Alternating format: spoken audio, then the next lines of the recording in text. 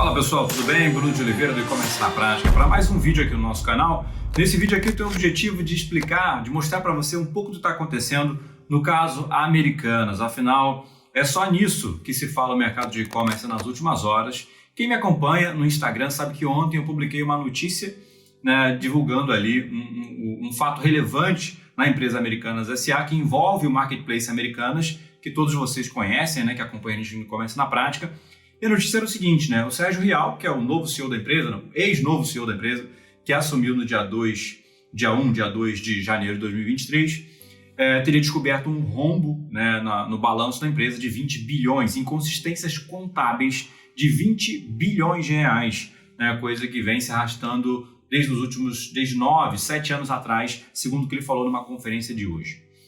E, cara, como não é estranho de se imaginar, né, isso gerou um alvoroço no mercado, isso gerou aí muita incerteza, porque o mercado de varejo já é um mercado que vem sofrendo muito na Bolsa, no mercado das empresas de capital aberto, e a Americanas é uma empresa de capital aberto, né? Então, assim, todo o mercado estava apostando muito em uma virada, em uma reestruturação da Americanas, que eu não sei se você lembra, mas é a empresa que já liderou o mercado de e-commerce. Há 10 anos atrás, 10, 11 anos atrás, a Americanas, né, que era a B2W, né, era a grande líder do mercado de e-commerce e foi perdendo participação para o Mercado Livre, para a própria Magalu, para a Amazon e para outros players também. Hoje a Americanas está apenas no top 5 dos 5 maiores e-commerce do Brasil, ou seja, perdeu muita participação.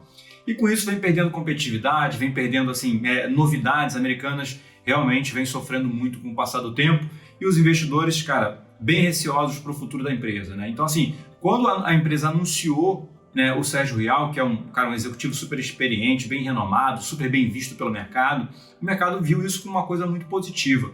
Ano passado, eu não sei se você lembra, se você me acompanha no Instagram, eu fiz até um Reels, né, falando, né, do Sérgio Rial e que as ações da empresa subiram 20% no dia que ele foi anunciado. Enfim, todo o mercado estava apostando muito, né, em uma virada na Americanas.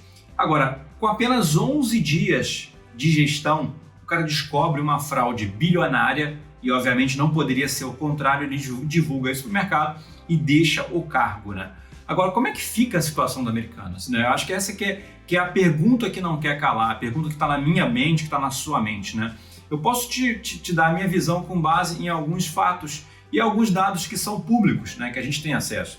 A Americanas é uma empresa, conforme eu falei, ela já esteve muito mais valorizada do que ela está, né? Ela só no passado caiu mais de 60% na Bolsa e hoje ela tem um valor de mercado de mais ou menos 10 bilhões de reais, sendo que a empresa tem uma dívida de 15 bilhões de reais, uma dívida que já é uma dívida conhecida, tá? Essa é a dívida que todo mundo conhece da Americanas. Agora, se essas inconsistências realmente estiverem corretas e a empresa tiver mais 20 bilhões de dívidas, além dos 15 que ela já tem, a dívida sobe para 35 bilhões.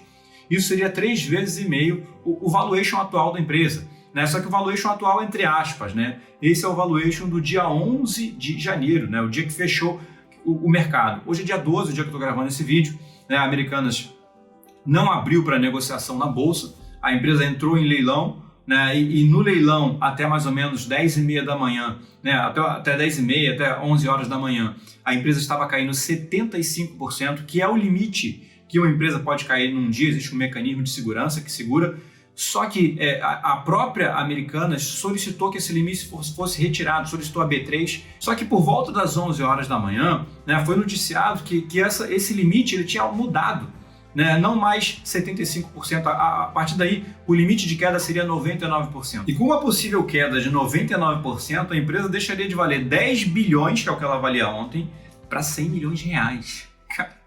É impensável um negócio desse. Né? É impensável. Isso poderia levar a empresa à falência, a um pedido de recuperação judicial, enfim, a várias coisas que a gente não consegue nem imaginar. O ponto é que esse leilão se postergou, né? A empresa parece que teve o seu papel, né? Teve o seu ticket suspensa a negociação na Bolsa e ela não deve abrir hoje, né, para negociação, deve retomar amanhã ou nos próximos dias. Aí, pessoal, gravei uma ressalva aqui para vocês, né? No vídeo eu falei que as negociações da Americanas na Bolsa estavam suspensas e talvez o papel não abrisse hoje. Foi a informação que eu tive. Enfim, a informação mudou, a informação tem mudado toda hora. A empresa abriu, né, na Bolsa por volta de 14h20 com queda de 76 3,25%. Mais de 75% de queda. E entrou em leilão de novo. Daqui para frente tudo pode acontecer, né? Ela pode recuperar um pouco mais, pode cair um pouco mais, mas o estrago já está feito. A empresa caiu 76% de um dia para o outro. Ou seja, as ações que fecharam a R$12 ontem abriram hoje a R$ 2,65 mais ou menos. É uma catástrofe, mas isso é o que está acontecendo. Então a gente espera que até lá a empresa divulgue mais informações, né? Dê um pouco mais de transparência sobre o tamanho desse problema, sobre os detalhes desse problema, para que os investidores possam realmente reavaliar, né, se eles vão vender, né, a posição que tem na empresa a qualquer custo, que é o que parecia que estava acontecendo no leilão. Então a gente precisa realmente aguardar para ver como é que vai ser o desdobrar disso na Bolsa de Valores. Agora, falando da empresa Americanas, né, eu não sei em qual estado do Brasil você está, mas, por exemplo, eu sou carioca, né, e aqui no Rio de Janeiro, cara, Americanas é uma empresa muito familiar para a gente.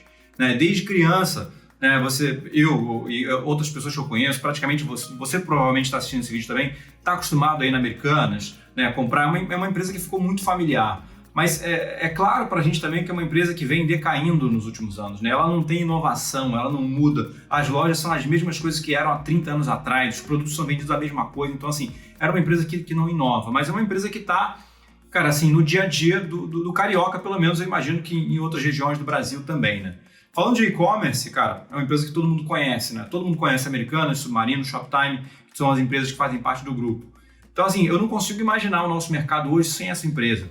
Então, eu não acredito que uma empresa dessa deixe de existir de uma hora para outra, tá? Então, assim, até porque se existe uma dívida tão grande quanto essa, existem os credores. Né? Os credores são alguns dos principais bancos do Brasil que, obviamente, não vão querer ficar sem receber, óbvio, né? Então, certamente vai existir algum tipo de negociação, vai existir algum tipo de forma da empresa sair desse buraco, mas isso não vai ser fácil, obviamente, né? Vai exigir, cara, um senso de transformação muito grande, um senso de adaptação muito grande da empresa por parte dos executivos. A gente já sabe que Sérgio Rial e a equipe dele não vão fazer parte mais dessa transformação e a empresa nomeou, né, um executivo de vários anos que não passou pela área contábil, né, para tocar o dia a dia da empresa e esse cara já assumiu a partir de hoje e vai ser montado um conselho para lidar com essa parte tributária, para lidar com essa parte contábil, para tentar resolver esse problema. A gente só tem que aguardar, né, os próximos capítulos para ver o que vai acontecer com a Americanas. Por enquanto, a curto prazo, né, que eu posso dar a minha visão, né? Assim, obviamente não sou nenhum dono da verdade e não estou lá dentro para saber o que vai acontecer. Mas eu acredito que a curto prazo não vai acontecer nada, não vai mudar nada no nosso dia a dia. As lojas físicas devem abrir normalmente, o e-commerce deve continuar entregando normalmente. Você que vende no marketplace da Americanas não deve ter nenhum tipo de mudança para você, né? Assim como em relação a fornecedores e coisas do tipo. A empresa tem um caixa relevante, né? Ela tem mais de 8 bilhões de reais em caixa, pelo menos é o que consta no balanço, né? Que assim, é muito dinheiro, só que perante uma dívida desse tamanho não é tanto dinheiro assim. Ou seja, está muito longe dessa grana conseguir comportar toda essa dívida, né? Então assim, não esse caixa que ela tem não é a segurança de que nada pode acontecer com a empresa, não é. Mas dá um certo nível de tranquilidade para a empresa operar o dia a dia nos próximos dias, aí no curto prazo. Então é isso que eu imagino assim, para você lojista, para você cliente, sei lá, funcionário, você que está trabalhando aí junto com a Americanas. Agora, por outro lado, cara, assim, eu te dando a minha opinião, cara, eu fico assim extremamente decepcionado com isso, cara, decepcionado, né? Eu tô nesse mercado há muitos anos, cara, acompanho Americanas desde o início, né? Americanas que meio que trilhou o e-commerce no Brasil, cara, eu fico assim totalmente decepcionado com isso e a gente fica agora com dúvida, né? Será que isso acontece com outras empresas de varejo no Brasil? Será que isso acontece com outras empresas? Será que isso é uma coisa comum? Será que daqui a pouco outras empresas vão divulgar a mesma coisa? E outra coisa que me deixa decepcionado, né? Uma empresa de capital aberto como a Americanas, né? Ela tem um balanço que é auditado, né? Auditado por uma empresa, cara, super reconhecida, uma empresa de auditoria. Cara, como é que essa empresa não viu um problema como esse? Como é que isso não foi detectado? Como é que ninguém chegou na causa disso? Cara, é muito estranho, né? Mas certamente são algumas respostas que a diretoria da Americanas vai ter que dar para o mercado, né? Porque o mercado vai cobrar isso aí deles. Vale ressaltar que entre os acionistas da Americanas estão o trio do 3G Capital, né? Marcel Telles, Beto Sicupira, Jorge Paulo Lemann, alguns dos homens mais ricos do Brasil, que ficaram sabendo, né, através do Sérgio Rial, creio eu, pelo menos no Fato Relevante indicava isso, e ele saiu da empresa, né, de acordo com a concordância desses caras, eles inclusive que trouxeram o Sérgio Rial, enfim, a gente acredita que esse trio ele tenha também uma certa influência, cara, na recuperação da empresa. Né? Se eles acreditarem que a empresa realmente pode ser recuperada, apostarem nisso daí, eu imagino que isso vai dar confiança para o mercado seguir eles e caminhar para uma recuperação da Americanas. Mas, novamente, gente, assim, fico, cara, decepcionado com esse tipo de coisa. Assim, é uma coisa que a gente realmente não gostaria de ver acontecer. Fico triste, fico decepcionado e eu espero realmente, cara, do fundo do meu coração, que isso não seja uma prática que outras empresas de varejo estejam realizando, que a gente não tenha surpresas com outras empresas do varejo praticando o mesmo tipo de coisa. Desejo que a Americanas saia desse buraco, mas para isso ela vai precisar ser muito transparente para conquistar a confiança dos investidores e, acima de tudo, desejo sorte aí e juízo para a galera que estiver no controle e na direção da Americanas daqui para frente. Para concluir esse vídeo, eu vou deixar só uma ressalva, cara. Sabe um assunto que eu tenho falado para vocês, que você não pode depender de marketplace?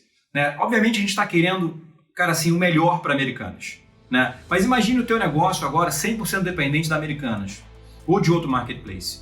Como é que você fica num negócio como esse? Cara, você simplesmente não fica. Né? É uma coisa que, sem depender de você, o teu negócio pode acabar de uma hora para outra. Mas no final das contas, depende de você. Porque tornar o negócio dependente de um marketplace é uma opção sua. Né? Existem vários caminhos para você construir uma estrutura própria para o teu e-commerce e, cara, assim, ter um domínio sobre parte ou a maior parte das suas vendas. Não é ruim vender no marketplace, é bom, mas depender deles é péssimo. Então você precisa construir a sua própria estrutura e alavancar ela.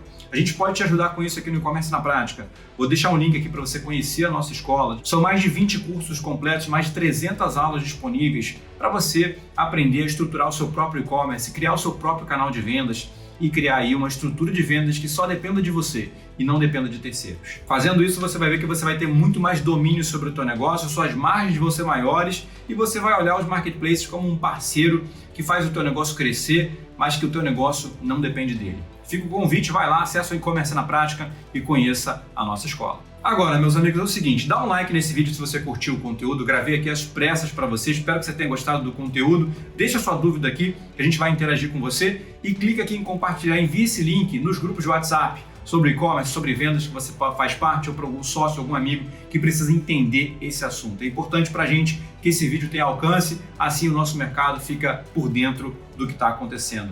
Vou ficando por aqui, um forte abraço e até a próxima. Valeu!